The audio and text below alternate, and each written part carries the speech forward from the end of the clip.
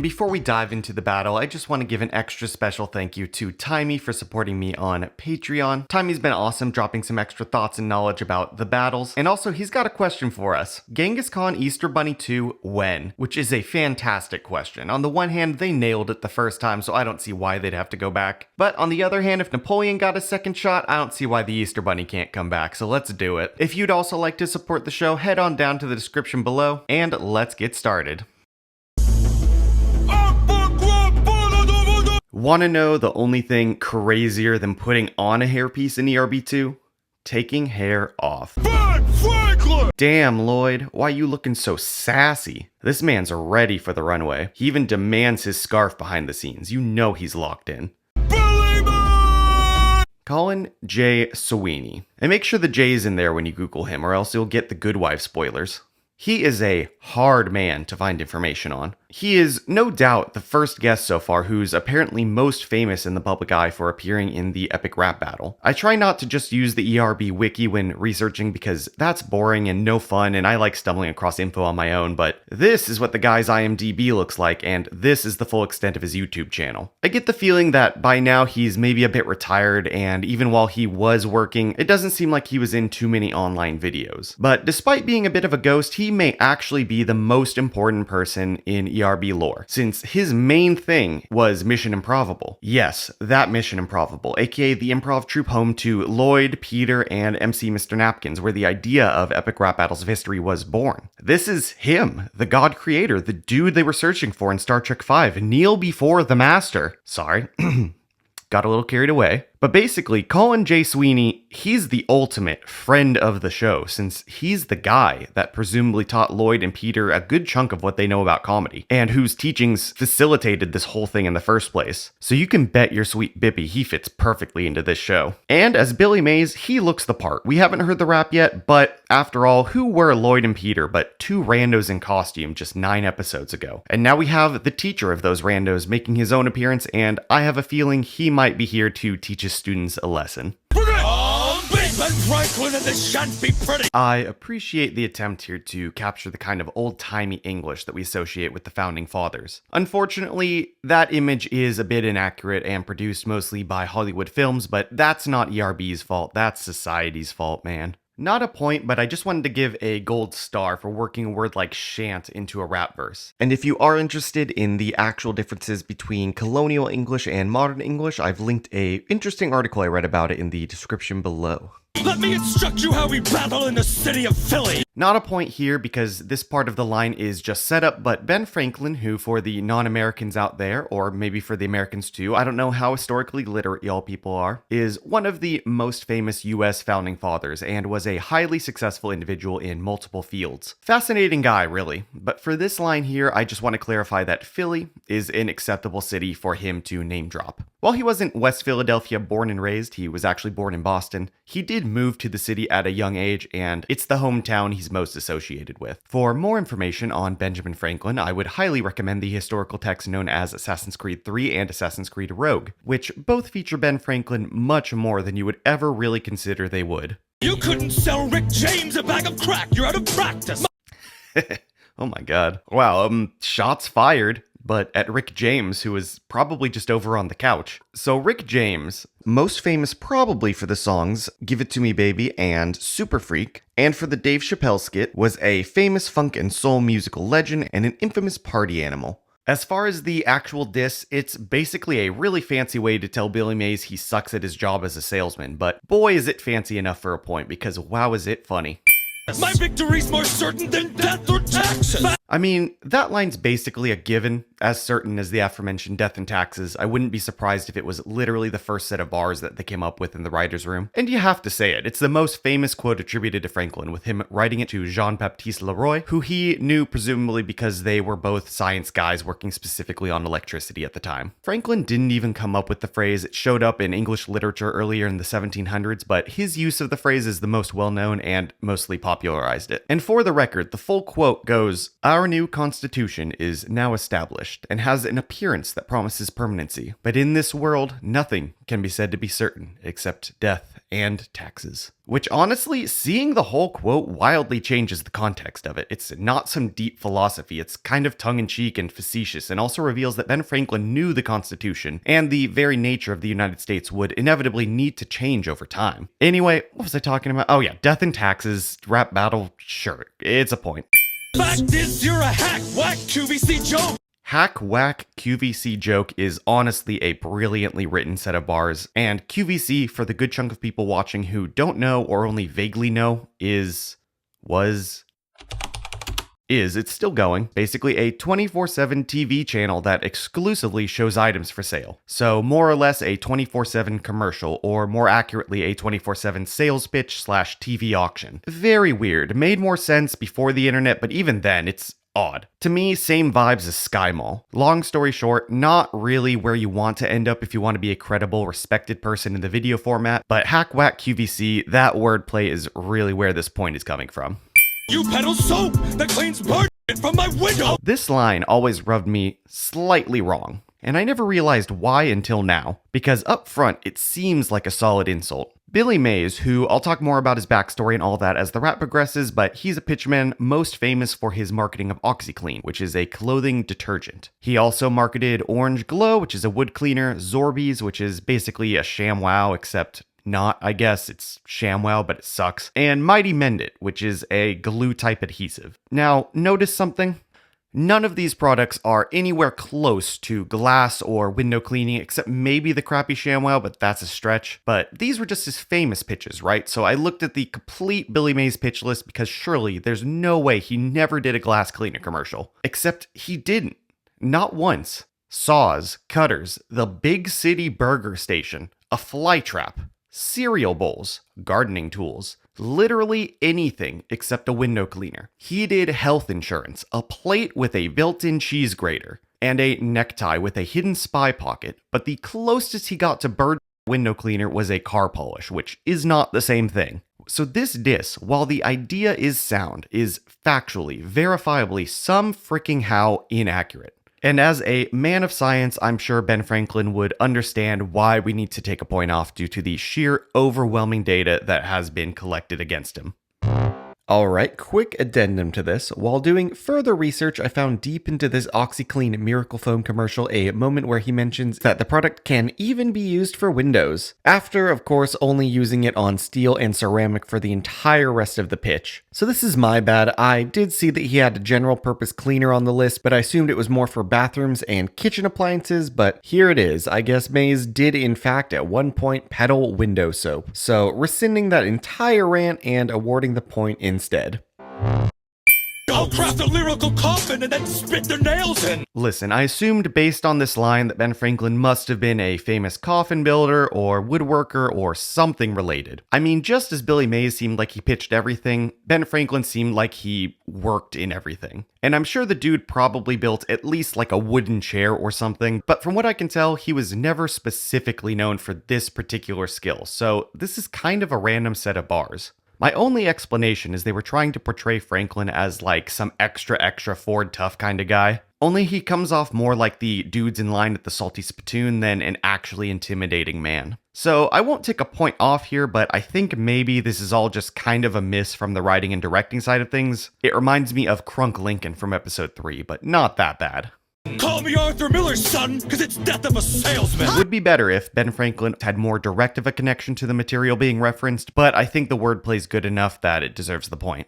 Hi, Billy Mays here with a special TV offer. It's a great opening line. It's the equivalent of the death and taxes, but on the Billy Mays side. I wouldn't be surprised if this was the second line they came up with in the writer's room. Actually, I mean, this was 2011, and these were just young people with early internet brain rot. Honestly, scratch everything I said about death and taxes. This was probably the first line written for the battle. Anyway, we're talking Billy Mays, who was an incredibly popular commercial pitchman on infomercials starting in the 90s and really gaining fame and pop culture relevance in the 2000s. Billy Mays here with a special TV offer was basically his catchphrase. Obvious, sure, but if death and taxes got the point, this one does too since it's performed equally well. Watch me crush this bald, fat, foppish founding father. Damn, dude, take it easy. It's only your second line of the battle. But yeah, personal appearance disses can be tricky because they have to write a bit of a line between rude funny and rude in bad taste, but I'd say this is an example squarely on the rude funny side. Foppish needs a dictionary explanation though because it's one of those old-timey words that you've heard but maybe don't know exactly what it means. A fop is basically an insult from the 1700s, so great job on them for the historically applicable language, and it refers to a man who is vain and overly concerned with appearance and is linked closely to the dandy style of the time. And Ben Franklin would have technically been a dandy, and foppish is a very accurate diss for him. So a point here, no doubt. Honestly, hell, we'll do a 3. I'm legitimately impressed by this 2011 YouTube video's historically accurate vocabulary. Also, behind the scenes, we get to see this cardboard table they used for the shot, and man, this just goes so hard. Someone make this their album cover, please. I'll take my awesome auger. An auger is a gardening tool used to dig holes for planting. The awesome auger is that, except Billy Mays pitched it, so it's automatically better, I guess. Great deeper cut Billy Mays product reference, great diss setup, let's see where it goes. And sow your Quaker oats. Oh, I guess. Sowing your oats is a saying that kind of means explore the world. It also more literally means planting the oat crop, so at least it relates to the auger, but Ben Franklin wasn't a Quaker. I guess he lived in Pennsylvania where the Quakers most famously are, but he wasn't some major oat grower, and he's not the guy on the Quaker label. It's not even really a diss. Honestly, taking a point off here, this line just really drops the ball. I'll shoot your rhymes down like a regimental redcoat. It's fine. At least it's a Revolutionary War reference, but it would be more applicable if this were someone who actually fought in the war like George Washington. Franklin was more on the diplomacy and convention side of things during the war, so it's an okay line, but not really anything point-worthy in this context. I'm lord of the pitch and leader in home sale. He's just hyping himself up, but I love the way he says Lord of the Pitch. You're just a lumpy pumpkin who invented the mail. Oh, that's a 3. Lumpy pumpkin is again a rude, funny physical insult, and like really funny. That's golden. And while designing the US Postal Service is certainly an achievement on Ben Franklin's end, the way Mays is able to dismiss it is done so well and a hallmark of success in a rap battle. Basically, when your opponent is legitimately factually impressive and you're still able to cast them in an unfavorable light, that's when you've really nailed it. Benny's got kite and key, but you're in for a shot. Another good setup here, referencing Ben Franklin's famous electricity experiment, which is simplified in pop culture as his attaching a key to a kite in a thunderstorm to prove something. Alright, before we keep going, let's clear the air on this one. And as with the Einstein-Hawking episode, I'm no scientist, but I'm doing my best to understand and explain. So, Ben Franklin did not get shocked by lightning holding a kite. That would be obviously stupid, and he would have just died. They knew in the 1700s that lightning could zap things, and they knew that it could kill you, and they knew metal conducted it. What they didn't know at the time was what exactly lightning was made of and what caused it to occur in the first place. So, Ben Franklin, one of the foremost scientists studying electricity, pieced from his experiments that electricity and lightning seemed to share similar properties. So the experiment that he performed with the key was basically done to prove his hypothesis that lightning and electricity were caused by the same forces, and it turned out to be a success. The key, in fact, developed a static charge during the storm and released an electric spark when he brought it down for observation, confirming that the conditions to create lightning were the same as the conditions that created electricity in his previous experiments. And that's science, baby. I feel like Bill frickin' Nye out here. Anyway, let's see if Billy Mays pulls this one together. When I strike you with bolt from my lightning rod cock. Yeah, he did. Best line in the episode. So funny. Sadly, the lightning rod cock is not a real Billy Mays pitch product, but it doesn't matter. This is an easy 3-pointer. Stop! I protest these intolerable rap! I'm really impressed by this one. This is a reference to the Intolerable Acts, which were a series of laws that the British government enacted against the city of Boston in response to the destruction of goods during the Boston Tea Party. The acts were aimed essentially at forcing the city to repay the East India Company, which was basically a government-owned trade monopoly, for the destruction of that tea and other goods, and also was aimed at teaching the protesters a lesson. Instead, it horribly backfired and was pretty much the final straw that caused the high-ranking individuals in the colonies to call for a convention to discuss declaring independence. So yeah, great reference to history, and Ben Franklin comparing Mays' raps to Intolerable Acts actually kinda packs heat. It takes just one easy payment for me to whoop your ass. It was common in TV infomercials such as the ones Mays pitched on for the price of a product to be advertised as X amount of easy payments of X amount of money ending in 99 cents. So for example, 3 easy payments of $19.99, which is a bit weird to me. Like, I'm used to long-term loan payments for things like cars and school, but what, you just give them your bank info and they charge your bank account $19.99 a month for 3 months or something? No wonder old people get phone scammed. If that's the world you grew up in, you'd be much less suspicious of weird offers and random charges to your bank account. Still just wild to me though. Anyway, funny use of the reference. Whoop your ass with the screen shake effect is funny. Here's a point. Cause I'm mint, I'm money, I'm an educated gentleman. Mostly just hyping himself up, but he is on the 100, and that is a solid flex, so we'll give a point. So join or die, Bill, cause it's all about the Benjamin. The join or die slogan is actually a phrase Franklin himself created and popularized by publishing it in his newspaper. Its original use was as a call for united action within the colonies in regards to the French and Indian War, and later it became adopted by the revolutionary cause, since it was equally applicable in that situation. Really cool reference that they were able to sneak in. What's not cool is referencing a Diddy song right after, but that is, again, society's fault, man. So overall, we'll get Ben a point here. But wait, there's more!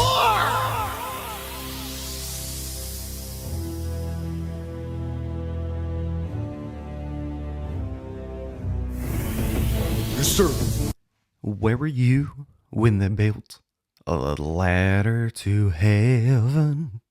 I don't know what it says about me or about American society or what. There's many important things I've forgotten in my life. But I'll always remember that I was in gym class on the basketball court when my friend told me Billy Mays, the OxyClean guy, died of a heart attack. Granted, I learned this not actually when he died in June 2009, but in August when that autopsy report dropped. But still, crazy to think that the death of a commercial pitch guy could permeate culture that way. Anyone out there who can finish this battle? I can. Okay, we have Nice Peter here as the ShamWow guy, who Peter notes behind the scenes wasn't such a stretch for him to play since he already kinda looks like him. Oh cool, and certainly not a haunted picture in the background. Anyway, the ShamWow guy's real name is Offer Shalami, better known as Vince Offer or Vince Shalami. And he has lived more of a wild life than you'd expect and is in contention for the second most famous pitchman ever, with his more aggressive pitch style often being compared to the more upbeat Mays, and with ShamWow being a direct competitor product to the Zorbies that Mays had pitched. And I had some ShamWows growing up, and those things kinda rock, to be honest. I think this character is a great choice for the second ever ERB tag team battle, and the way we have him picking up the torch left by Billy Mays holds actual dramatic weight, even in this absolutely goofy internet rap battle setting. You follow me, camera guy? Cause it's about to get furious. You following me, camera guy is kind of Vince Offer's equivalent to the Special TV Offer and Death and Taxes lines. It's not quite as iconic, but I gave those 2 points for the vibes and performance alone, and I'll do the same here. It's still great. You're gonna love my nuts until you're bifocal curious. This cracked me up. So this is actually a bit of a double reference. The bifocals line is more obvious. Ben Franklin actually invented bifocal lenses in the late 1700s, with bifocals being basically glasses that assist with both near and far vision. But the Love My Nuts line is actually not just a reference, but a direct quote from Vince Offer's Slap Chop commercial, which is as unhinged as you can imagine from this image alone. It's worthless. Forget about it. So point here, great use of a relevant reference.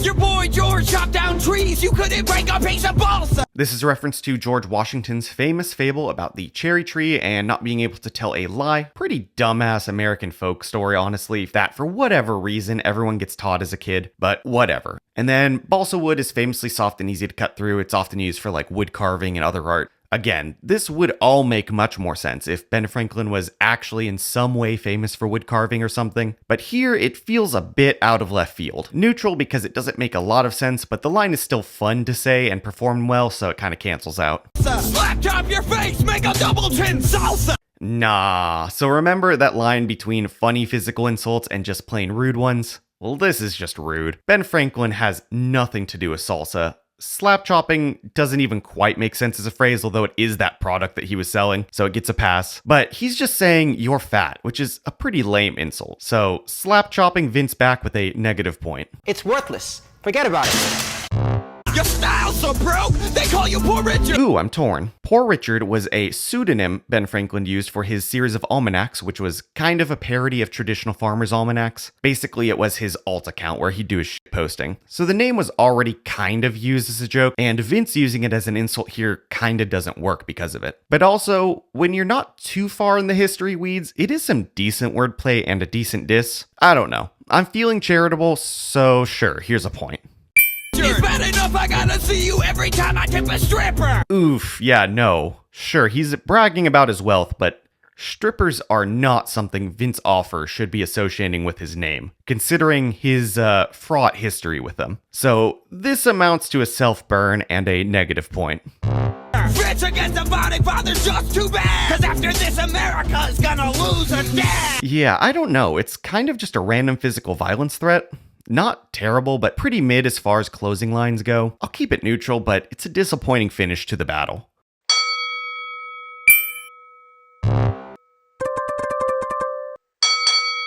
Wow, now those are some scores. Really, Lloyd does great as Ben Franklin, and Peter, he does alright as Vince Offer, but the show stealer here is Colin J. Sweeney. It really is kind of refreshing to get a guest that isn't necessarily a celebrity or a fellow YouTube personality or someone related to Maker Studios. Sweeney is clearly just someone who lives and breathes performance comedy, and that quality oozes throughout the battle. For a guy who amounts to a total rando if you don't do some actual background research, he's out here landing not one, not two, but 3 triples. It's one of the best performances we've seen up to this point in the show, and the craziest part, he did it all in just one verse. So really, an outstanding job. I sadly don't think he ever appears in the series again, but I hope he's doing well with whatever he's doing these days. I honestly do really get the vibe he's retired, but if so, I hope he's enjoying it. And if you do need more of him, he does show up in the music video for the song Pawn, which is a fairly obscure Epic Lloyd solo release from about a year after this battle. It's basically a rap about chess, and if you like ERB, you'll probably fucks with it. So that's kinda neat. Anyway, God, I love this battle. And after what I consider a couple pretty big misses with episodes 8 and 9, it feels good to finally be back on track. In the words of that one meme, this is where things get epic. And we'll see if that train keeps rolling next time as we ride the Hogwarts Express all the way to Mount Doom and see what kind of magic 2 wizards can conjure on the battlefield. And if you enjoy the show, like, subscribe, and head over to my Patreon and show some support there, and I'll catch y'all next time.